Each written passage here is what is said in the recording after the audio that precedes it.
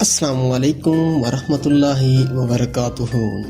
عزیز دوستوں، میں ہوں طفیل رضا اور آپ دیکھ رہے ہیں پاشا ٹی وی۔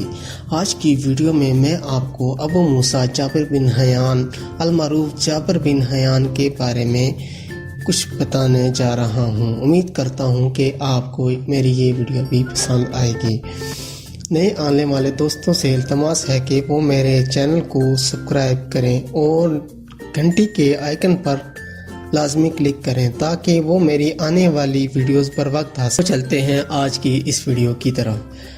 ابو موسیٰ جابر بن حیان المعروف جابر بن حیان 721 میں طوس ایران میں پیدا ہوا اور 815 کوفہ میں وفات پائی۔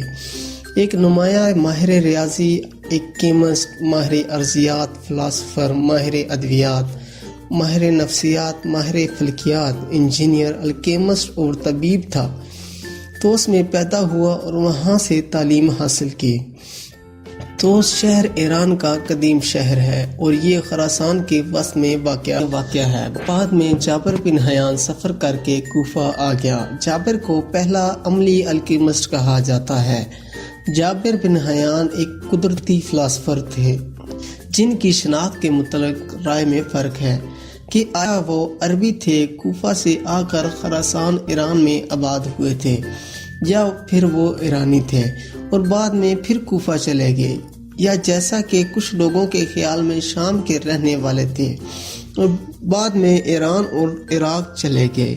آپ کا خاندانی پس منظر واضح نہیں ہے۔ روایات کے مطابق آپ خیال الازدی جو کہ دوا ساز تھے، عرب قبیلہ ازد سے جن کا تعلق تھا اور جو ہجرت کر کے یمن سے کوفہ آئے تھے۔ امیہ کی خلافت کے دوران، جبکہ ہنری کوربن کے مطابق جابر ازد قبیلہ کے گاہک تھے۔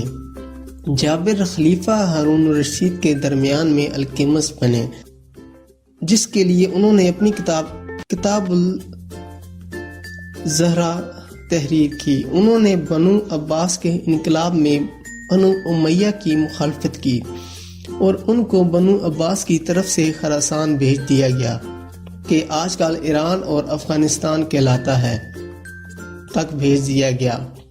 آپ وہاں بنو امیہ کے خلاف لوگوں کو تیار کریں۔ آپ کو آخر کار وہاں سے بنو امیہ والوں نے پکڑ لیا اور آپ کو پھانسی دے دی گئی۔ آپ کا خاندان یمن بھاگ آیا اور یہاں جابر نے پرورش پائی تھی اور وہاں سے ہی قرآن، ریاضی اور دوسرے علوم حاصل کیے تھے۔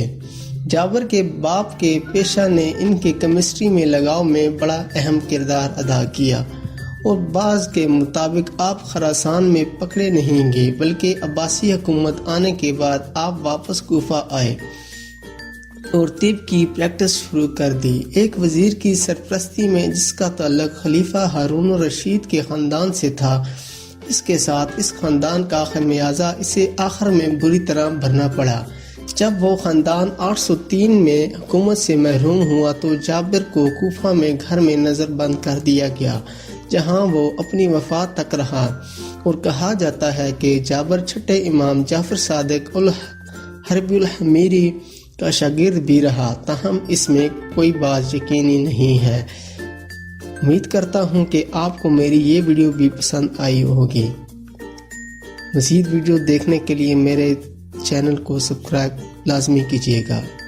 اگلی ویڈیو تک کے لیے مجھے اجازت دیں۔ اللہ حافظ۔